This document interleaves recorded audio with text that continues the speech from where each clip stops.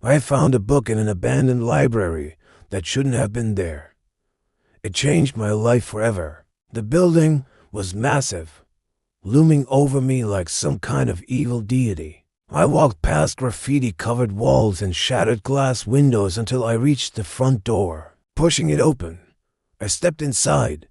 The musty smell of old books filled my nostrils. I walked through rows and rows of shelves, each one groaning under the weight of countless volumes. Some of the books were so old that their leather covers had disintegrated, leaving the pages loose and fluttering in the breeze from the open window. Then I saw it, a book that didn't belong.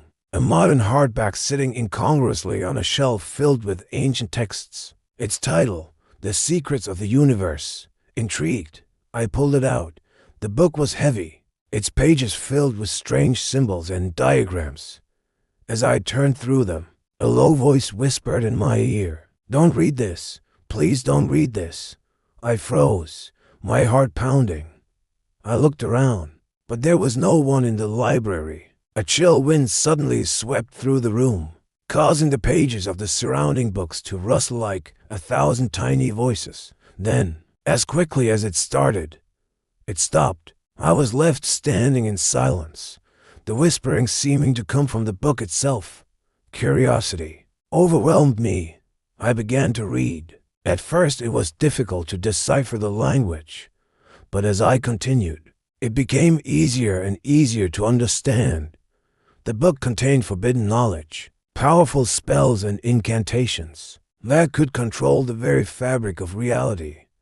As I delved deeper into its pages, I felt a dark presence watching me, growing stronger by the second. Then she appeared at the end of the aisle, her eyes glowing red in the dim light. She was a guardian of the library, a spirit bound to protect its secrets. I had awakened her and she was furious. I stumbled back, knocking over a shelf of books. The crash echoed through the silent library, drawing the attention of otherworldly entities that had been slumbering in the stacks. They emerged from their hiding places, their forms shifting and flickering like flames in the wind. I felt a cold dread grip me. I had unleashed something ancient and evil, and now they were coming for me. I ran, crashing through the front door and into the street. Behind me, I heard the sound of shattering glass and the angry shouts of the spirits. I didn't dare look back. I just kept running, stumbling over my own feet as I fled down the street. Finally, I burst out onto a busy thoroughfare. The sounds of traffic and human voices a welcome relief from the eerie silence of the library.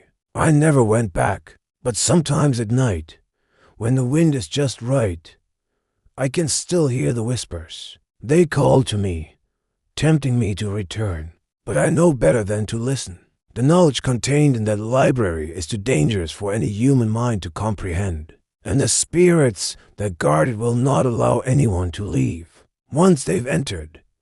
And since then, I haven't been the same ever since.